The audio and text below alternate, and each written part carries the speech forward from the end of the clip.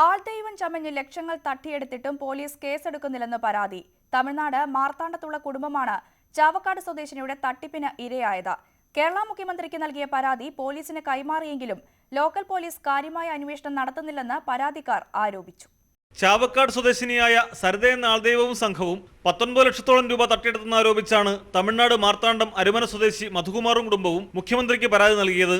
മധുകുമാറിന്റെ മകൻ വിശാഖിന്റെ ഭാര്യ കൊല്ലം സ്വദേശിനിയായ മിനിയുടെ രോഗം മാറാനായി ചോറ്റാനിക്കര ക്ഷേത്രത്തിൽ തൊഴാൻ പോയപ്പോൾ ദേവിയുടെ അവതാരമെന്ന് പറഞ്ഞു വിശ്വസിപ്പിച്ച് സരിത അടുത്തുകൂടിയത്രേ. തുടർന്ന് പൂജകൾക്കെന്ന പേരിൽ ഇവരുടെ വീട്ടിലേക്ക് കൊണ്ടുപോയി പാർപ്പിച്ച ശേഷം തന്റെയും കുട്ടിയുടെയും സ്വർണ്ണാഭരണങ്ങൾ സരിതയും സഹായി മിഥുനും വാങ്ങിയെടുത്തെന്ന് മിനി പറയുന്നു.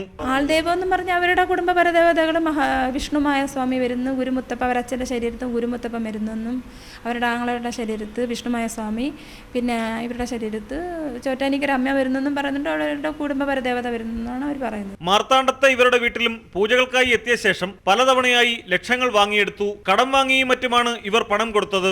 പണം തിരികെ ആവശ്യപ്പെട്ടപ്പോൾ സരിതയുടെ സഹോദരനൊപ്പിട്ട പ്രോമിസറി നോട്ടുകൾ നൽകി.